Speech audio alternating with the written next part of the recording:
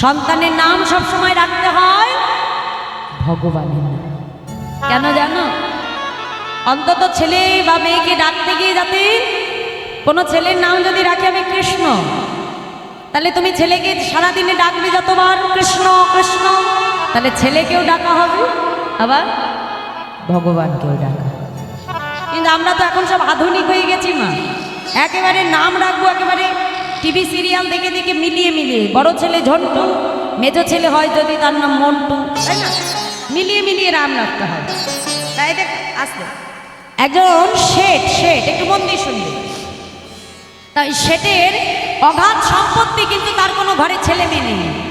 হ্যাঁ, এখন সে মনের দুঃখে একদিন এক বাবাজির কাছে এসেছে। বাবাজি, ভগবান আমাকে এত কিছু দিল, কিন্তু যে ভোগ করবে, ভোগ করার মতো ভগবান কাউকে পাঠায়নি। তা আপনি যদি কৃপা করে একটা সন্তান আমাকে দান করতে পারেন। বাবাজি একটা ফল নিয়ে তার হাতে দিয়েছে সাধু বাবা। শেঠকে দিয়ে বলছে, শোনো, এই যে এই ফলটা নিয়ে তোমার স্ত্রীকে খাওয়াবে, দেখবে তোমার স্ত্রী গর্ভবতী হবে। হ্যাঁ, এখন মায়েরা যথারীতি শেঠ কি করলো, ফলটা এনে স্ত্রীকে খাইয়ে দিয়েছি। আর সেবা করানোর পর 1 বছর যেতে না যেতে ঘর আলো করে ফুটফুটে একেবারে একটা পুত্র সন্তান। শেঠ মনে মনে চিন্তা করছে, বাবার কৃপায় যখন ছেলে পেয়েছি, তাহলে এই ছেলের নাম ওই বাবাজি ঠিক করুন। ছেলে নিয়ে বাবাজির কাছে এসেছে, বাবা দেখুন আপনার কৃপায় আমি একটা ছেলে পেয়েছি, আমার মনের বড় শখ, আমার সন্তানের নামটা আপনি নির্ধারণ করবেন। বাবাজি তখন অনেক পুঁজি টুজি দেখে মিলিয়ে টিলিয়ে সন্তানের নাম রাখলো পীতম্বর। কি নাম? পীতম্বর। 1 বছর যেতে না যেতে আবার একটা ছেলে হয়েছে। সেই ছেলে নিয়ে আবার এসেছে সেই, এই যে বাবাজি আপনার ওষুধে বিশাল কাজ করেছে, আগে মোটে হচ্ছিল না, এখন আবার আরেকটা ছেলে পেয়েছি আমি। শোনো, আমার এই ছেলের নামটা এমন রাখবে যাতে আমার বড় ছেলের নামের সাথে একেবারে মিলিয়ে রাখবে, লোকে যাতে শুনলেই বুঝে যায় এরা দুইজন আমার ছেলে। হ্যাঁ, বললো তাই হবে। বড় ছেলের নাম পীতম্বর, এই ছেলের নাম রাখলাম আমি শ্বেতম্বর। কি নাম রাখলাম? হ্যাঁ, পরের বছর যেতে না যেতে আবার আরেকটা ছেলে। শর্ত একটাই মা, কি? মিলিয়ে মিলিয়ে রাখবো। এই ছেলের নাম রাখা হলো নীলম্বর। পরের বছর যেতে না যেতে আবার আরেকটা ছেলে। বাবাজি চিন্তা করছে, সর্বনাশে তো বছর বছর ছেলে হচ্ছে, কি ফল দিয়ে ফেলেছি রে বাবা, এই এত নাম আমি এবার আমি কোথায় পাবো? প্রত্যেক বছর ছেলে নিয়ে হাজির হচ্ছে। যাই হোক, অনেক ভাবনা চিন্তা করে ছেলের নাম রাখা হলো দিগম্বর। কয়টা ছেলে হলো? পরের বছর যেতে না যেতে একসঙ্গে এবার 2টো ছেলে। খেলা দেখো না। এবার ওই 2 ছেলে নিয়ে যখন এসে দাঁড়িয়েছে, বাবাজির চোখ কপালে উঠে গেছে। এইবার আমি কি নাম দেব? এদের তো আবার যাতা নাম দেওয়া যাবে না, একেবারে মিলিয়ে মিলিয়ে নাম দিতে হবে। সর্বনাশ করেছে রে বাবাজি, এবার বিপদে পড়ে গেছে। বাবা কি নাম দেবে? আচ্ছা, এই যে শেঠজি, আপনার বড় ছেলের কি নাম রেখেছিলাম? কি নাম? পীতম্বর। তারপরে ছেলে শ্বেতাম্বর, তারপরে নীলাম্বর। ওরে বাবা, দেখেছো গল্পটা কি সুন্দর মনে রাখে। তারপরে ছেলে দিগম্বর। 4 ছেলে হয়ে গেল। তাহলে এইবার কি নাম রাখবে? একবার এপাশে যাচ্ছে, একবার এপাশে যাচ্ছে। কি নাম রাখা যায়? কি নাম রাখা যায়?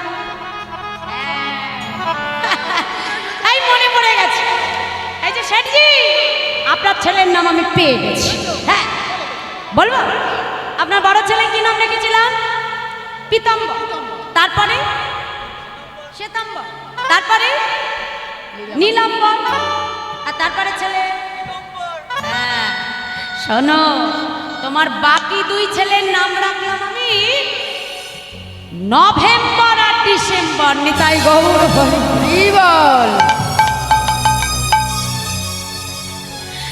মেলাতে তো হবে মা, যাই হোক কিছু করে একটা মিল তো আমার দিতে হবে, নাহলে আর বাঁচবো না। হরি, তাই না? আমাদের দশাও তাই। ওই ছেলের নাম ঝন্টু, মন্টু, বল্টু, পল্টু রাখতে গিয়ে আবার শখ করে বাবা মা নাম রেখে দেয় পাপা। আছে না? রাখে না, ডাক নাম পাপাই। এবার সারাদিন যদি বাবা মা চিৎকার করে ছেলেকে ডাকে পাপা, কি ডাকবে?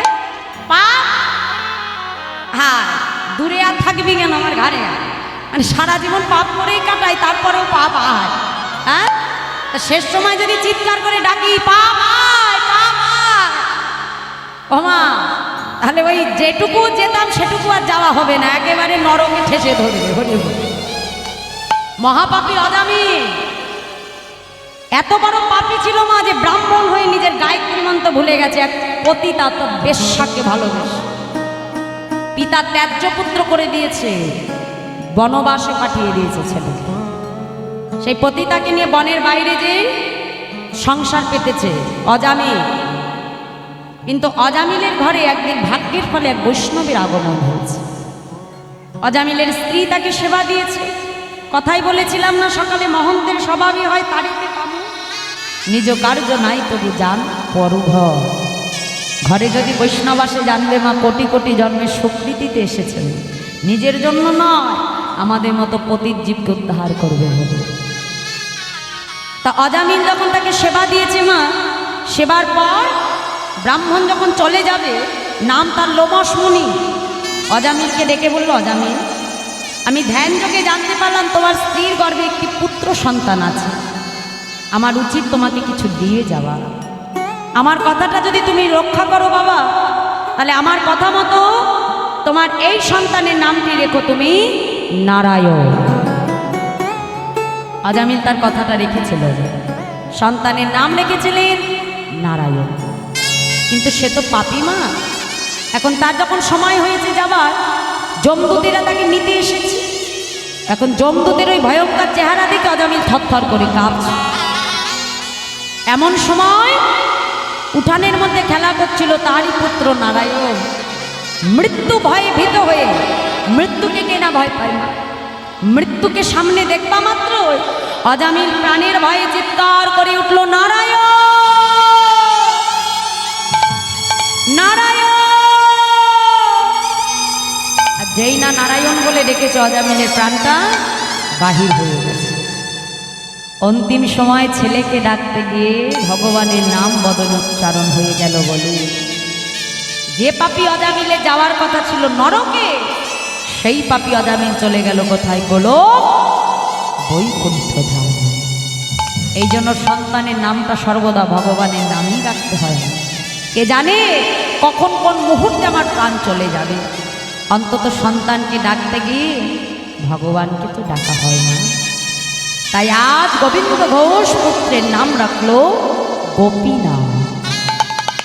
এখন ওই গোপীনাথ কাছে পাবা মাত্রই ভগবানের সেবা কমে হয়ে গেল দুইবার। ভগবান দেখছে, বা বাবা গোবিন্দ, একে একে সবাইকে পেয়ে তুমি আমায় ভুলে যাচ্ছ। তাহলে যেমন করে তোমায় সব দিয়েছিলাম, তেমন করে একে একে এইবার তোমার কাছ থেকে মায়ার বাঁধন আমি ছিন্ন করে দেব। ভগবান যেমন দিতেও পারে না, আবার কেড়েও নিতে পারে। একদিন গোবিন্দ ঘোষ ভিক্ষা করে এসে শ্রী মাধবীকে ডাক দিয়েছে, মাধবী শোনো মাধবী, আমি গঙ্গা স্নানে যাচ্ছি, ফিরে এসে গোপীনাথকে সেবা দেব, তুমি তাড়াতাড়ি রন্ধন করো। বলে গোবিন্দ ঘোষ চলে গেলেন। স্নান সেরে ফিরে এসে দেখলো মা ভিক্ষার ঝোলা ঠিক যেখানে রেখে দিয়েছিল সেখানেই পড়ে আছে। ডাক দিয়েছে, মাধবী ও মাধবী, তুমি এখনো রন্ধন করনি, আমার গোপীনাথকে সেবা দিতে হবে যে মাধবী। ডাকছে কিন্তু স্ত্রীর কোনো সাড়া নেই। মন্দিরে এসে দেখে মাধবী উপুর হয়ে পড়ে আছে। মাধবী, এটা গোপীনাথের সামনে থাকবার সময়, পরে ডেকো গোপীনাথকে, যাও আগে রন্ধন করো মাধবী, বেলা বয়ে যায়। স্ত্রীর অঙ্গে যেই না যে স্পর্শ করেছে মা, স্পর্শ করবা মাত্রই দেখে স্ত্রী মাধবী অসার দেহখানা পড়ে আছে। চিৎকার করে উঠল, গোপীনাথ গোপীনাথ, তুমি কি করেছো গোপীনাথ? তুমি আমার স্ত্রী মাধবীকে কেড়ে নিলে দয়াবা, আমার মাধবী কি অপরাধ করেছিল তোমার চরণে? প্রভু, কেন কেন তুমি আমার স্ত্রীকে কেড়ে নিলে প্রভু? পাড়া প্রতিবেশী ছুটি এসে বলে, গোবিন্দ, তোমার মাধবী যদি প্রকৃত তোমারই হতো সে কখনো তোমায় ছেড়ে যেত না গোবিন্দ। এই সংসার মাঝে যে কেউ কারণ নয় গো গোবিন্দ।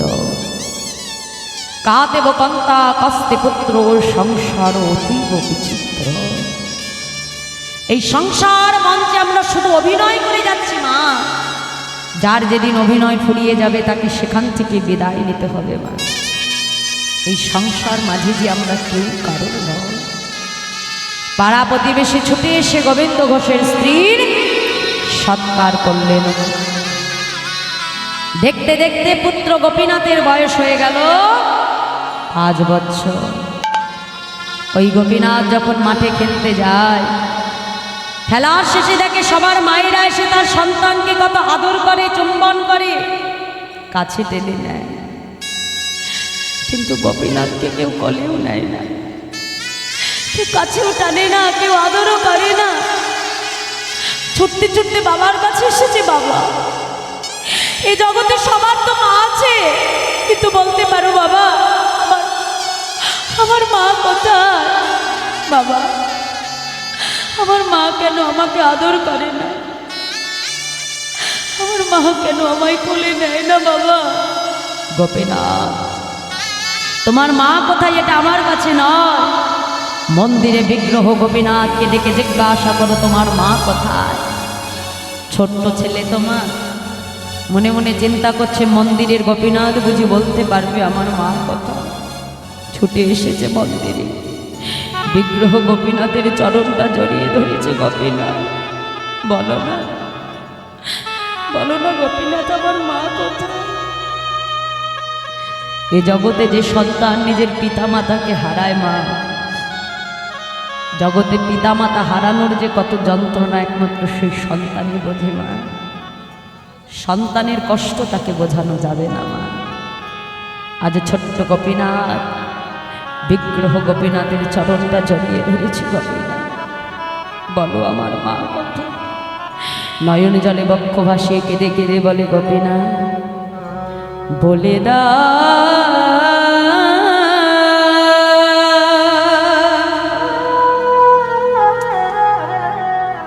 হে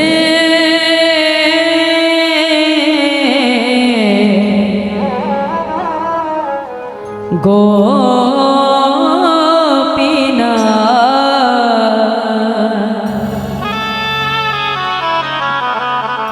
বলো কোথায় আমার মা?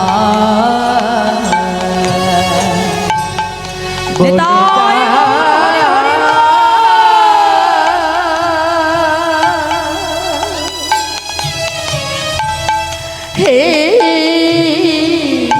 গোপীনাথ, বলো কোথায় আমার মা? ডাকি আমি মামা বলে, মাঝে আমার নেই না কোলে। ডাকি আমি মামা বলে, হরি বল হরি বল। মাঝে আমার নেই না কোনে, হারিয়ে গেছে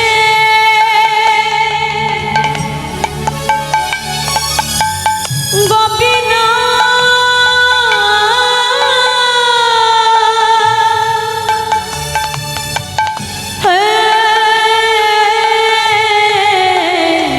গোপীনাথ হারিয়ে গেছে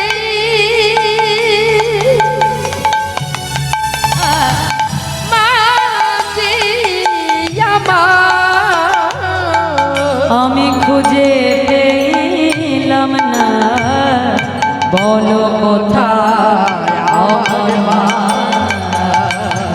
বলে দাও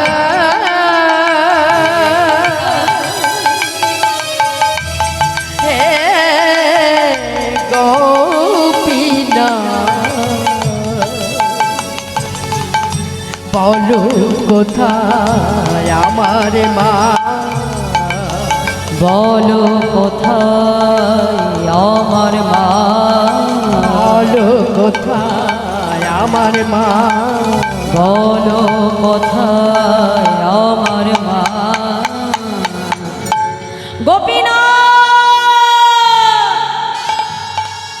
গোপীনাথ, আজ তোমাকে বলতে হবে প্রভু আমার মা কথা। বলো দয়ামা, কি অপরাধ করেছি আমি তোমার চরণে দয়ামা? কেন কেন তুমি আমার মাকে কেড়ে নিলে প্রভু? কেন আমার মা সবার মতো করে আমায় কাছে টেনে নেয় না? কেন আমায় কোলে তুলে নেয় না দয়াময়? সন্তানের কষ্ট পিতা আর সইতে পারে না মা। গোবিন্দ ঘোষ ছুটে এসেছে মন্দিরে। গোপীনা, কে বলেছে তোর মা নেই?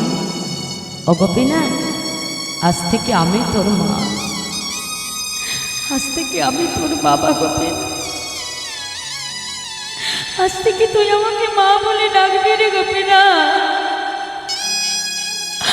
আজ থেকে আমি তোর মা, আমি তোর বাবা। আয় গোপীনা, আমার কাছে আয় বাবা, আমার কাছে আয়।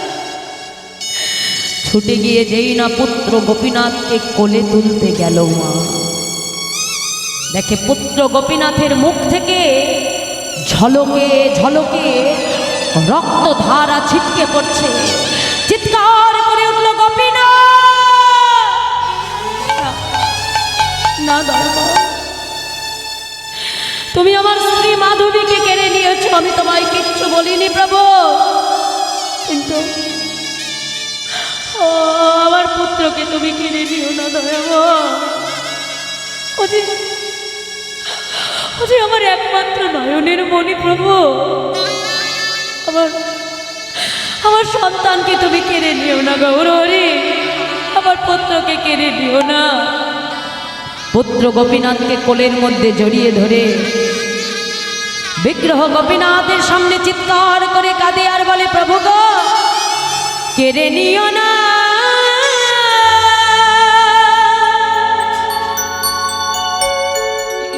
প্রভু গো,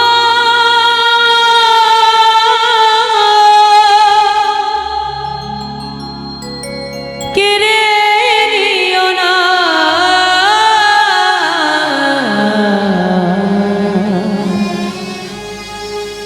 তুমি যে ব্যথা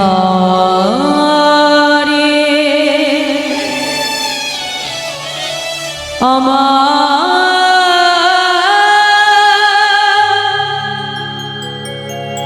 ব্যথা দিও না প্রভু, তুমি দে ব্যথা হারি আমার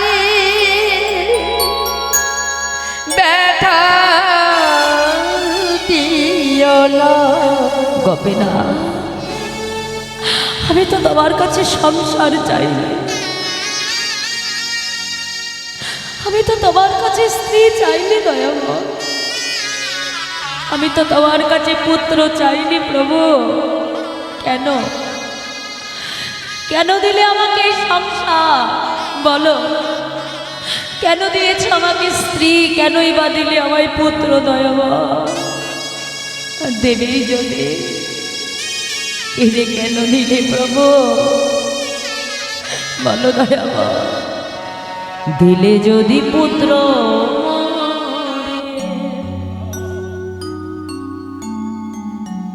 তবে কেড়ে কেন নিতে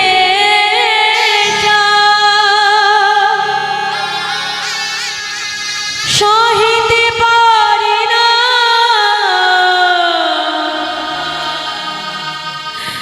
প্রভু গো।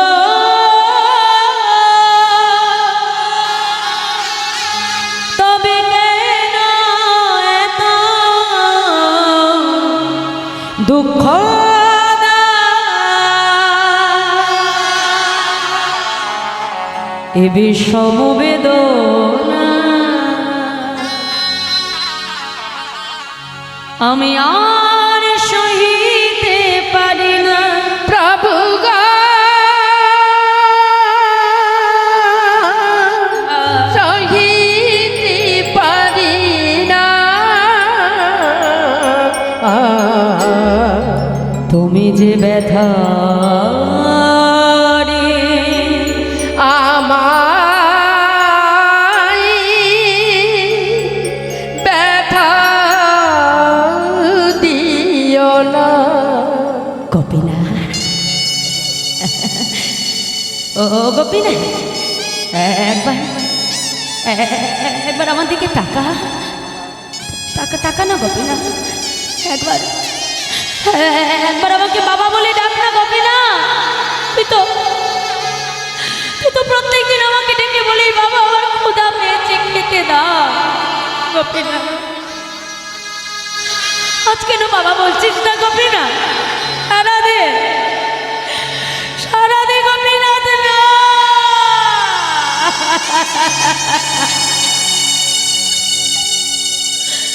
না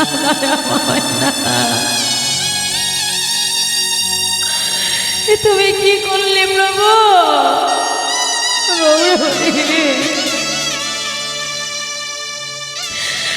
আজ তুমি আমার একমাত্র সন্তান, তাকেও কেড়ে নিলে প্রভু। বেশ আমিও দেখি আর কত তুমি আমাকে কাঁদাতে পারো। আমিও দেখি দয়াময় কত তুমি আমার চোখের জল সইতে পারো।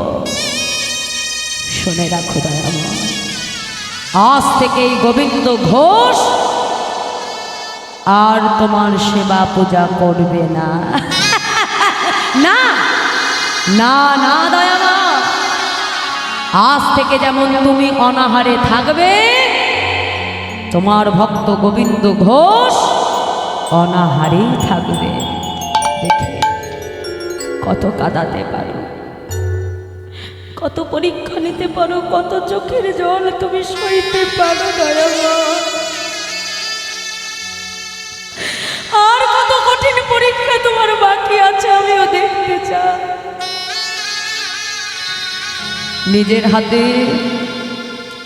নিজের 5 বছরের ছোট্ট শিশুকে বাবা হয়ে আজ নিজের হাতে সমাধিস্থ করে দিল।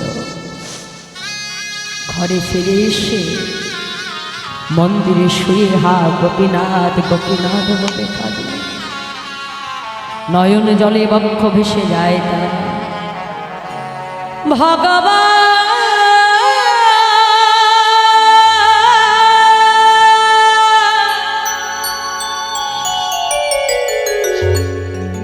এই কি তোমার লীলা প্রভু গো,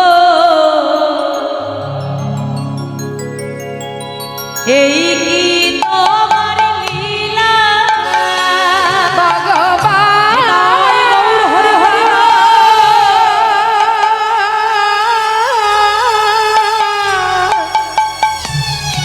এই কি তোমার লীলা প্রভু গো, এই কি তোমার লীলা। ভগবান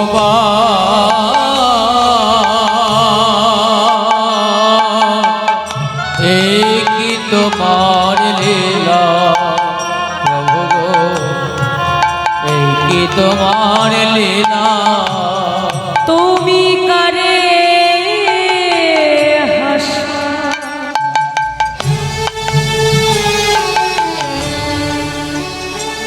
আবার করে কাঁদা।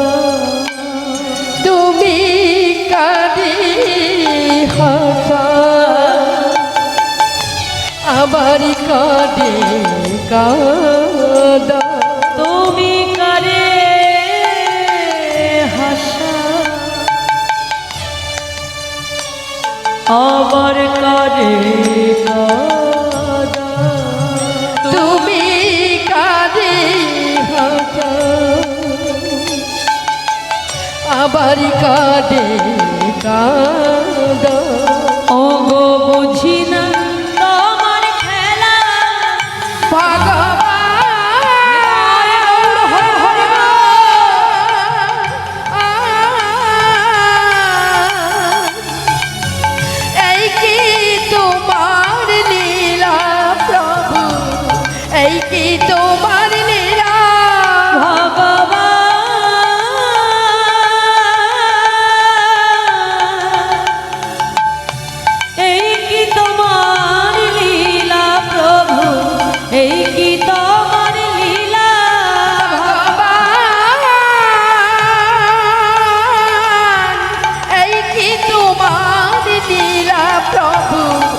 কি তোমার লীলা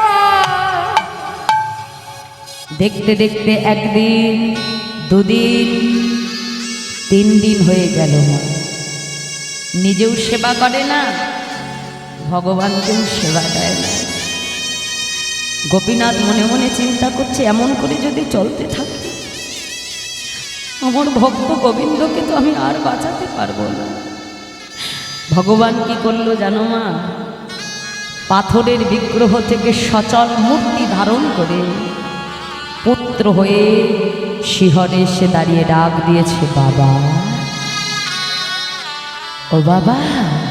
কে কে আমাকে বাবা বলে ডাকে? না, আমি কারোর বাবা নয়, আমাকে বাবা বলে ডেকো না। বাবা, এই জগতে কোনো পিতা মাতার যদি 2টি সন্তান থাকে, পিতা মাতা একটা সন্তানকে হারালে আরেকটি সন্তানকে বুঝি অনাহারে রেখে দেয়।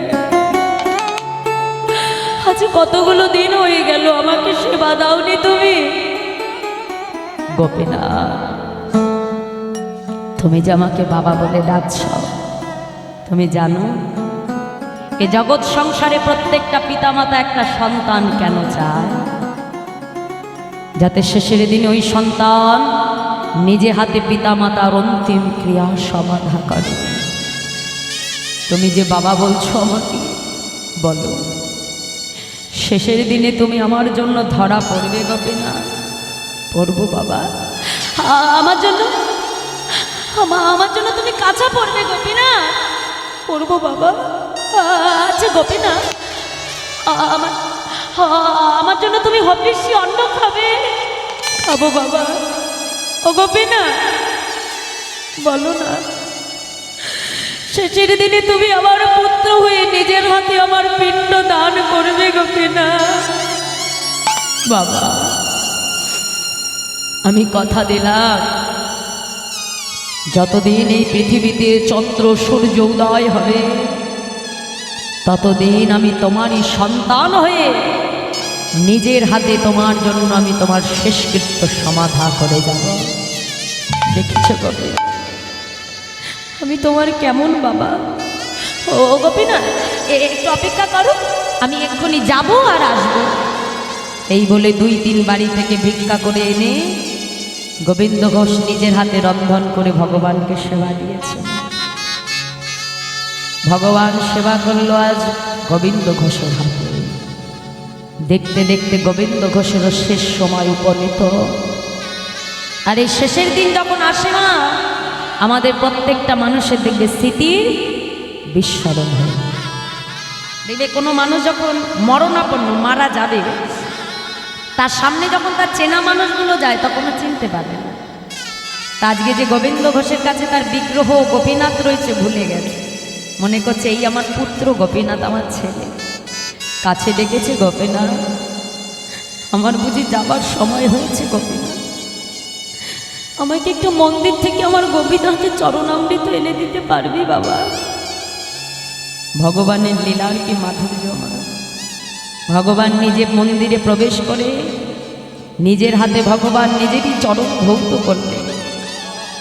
সেই চরণ ধোয়া জল নিজে হাতে করে নিয়ে পুত্র হয়ে গোবিন্দ ঘোষের বদনে নিজের হাতে সেবা করিয়ে দিল। নিতাই গৌর হরি হরি বল, হরি বল। গোপীনাথ, আমার তো যাবার সময় হলো। আমার শিহরে একজোড়া করতাল আছে, আমাকে একটু হরি নাম শোনাবি গোপীনাথ? নিশ্চয়ই শোনাবো।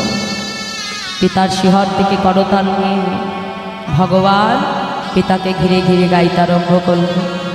হরে কৃষ্ণ হরে কৃষ্ণ কৃষ্ণ কৃষ্ণ হরে হরে, হরে রাম হরে রাম রাম রাম হরে হরে। হরে হরে হরে হরে কৃষ্ণ কৃষ্ণ কৃষ্ণ হরে হরে, হরে রাম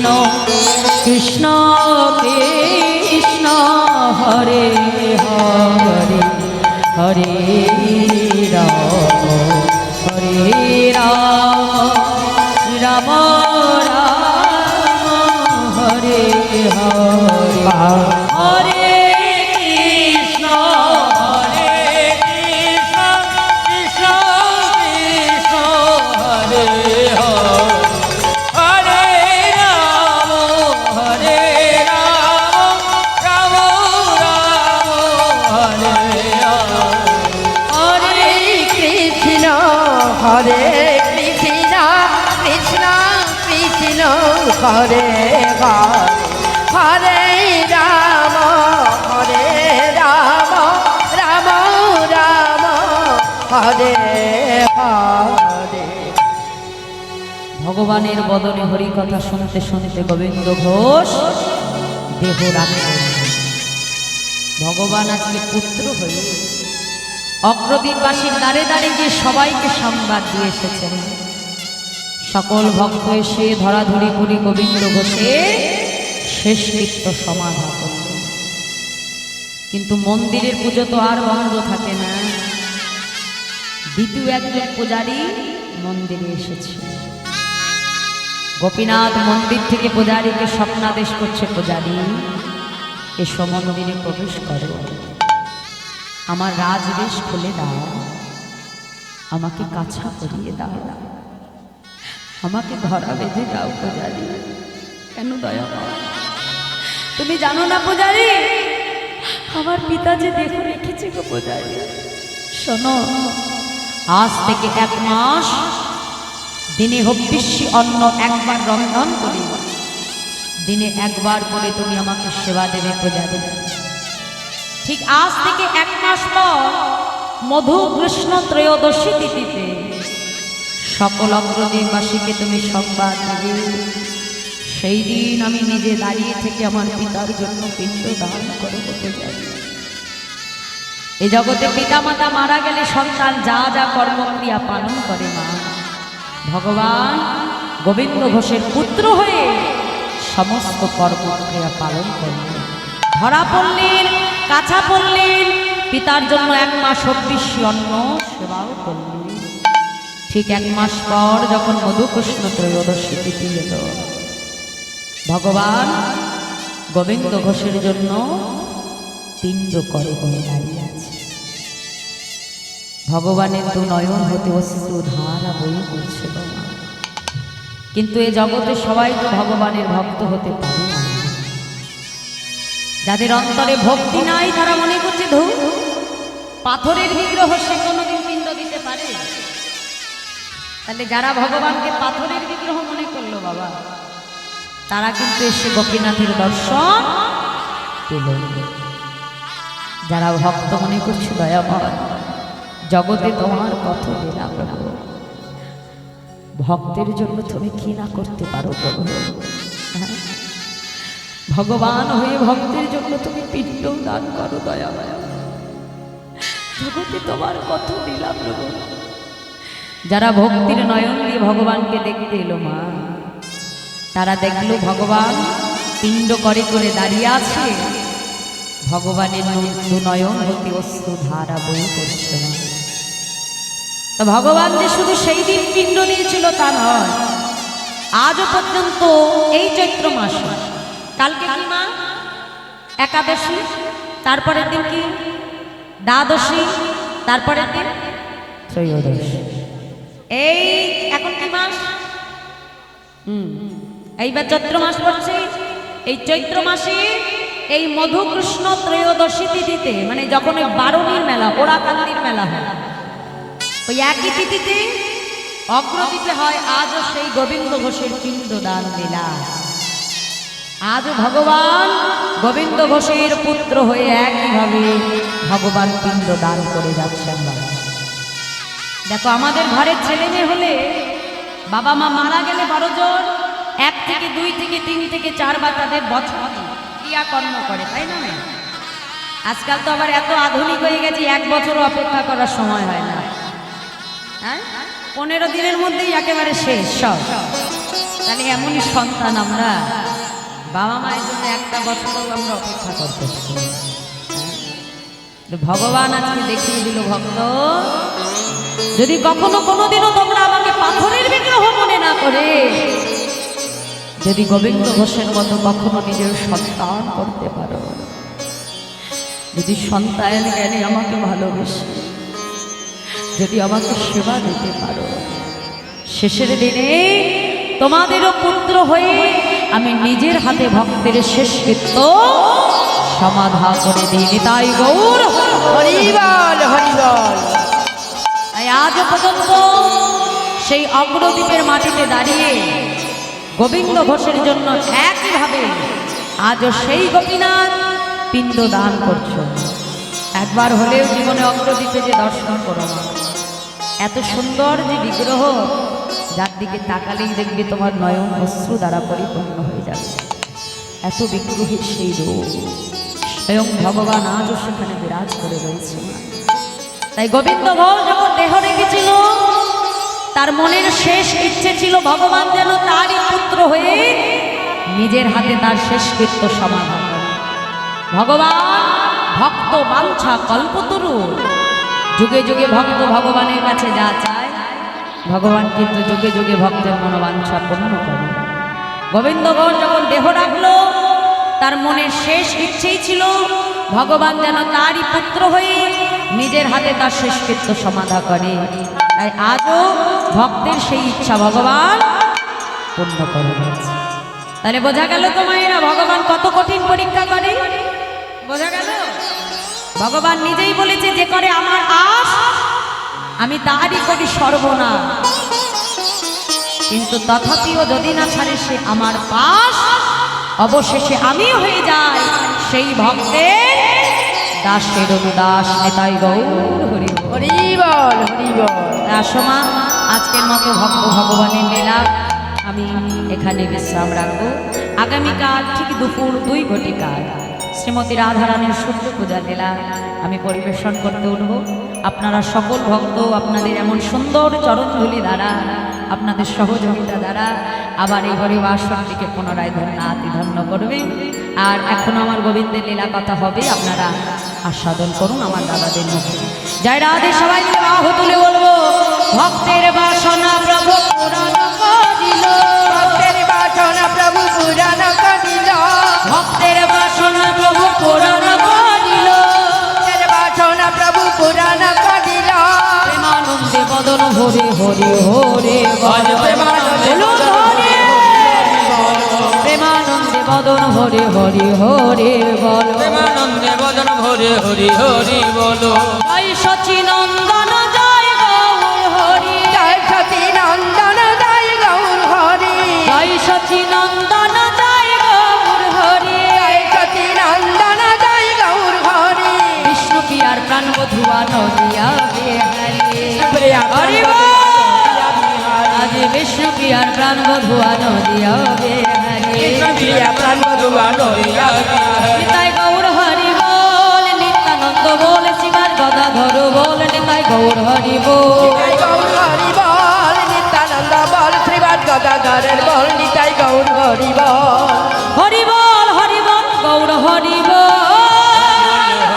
গৌর হরি বল, হরি বল হরি বল গৌর হরি বল, হরি বল হরি বল গৌর হরি বল। নিতাই গৌর হরি বল, নিত্যানন্দ বল, শিবার গদাধর বল, নিতাই গৌর হরি বল, গৌর হরি বল, নিত্যানন্দ বল, শ্রী অদ্বৈত বল, গদাধর বল।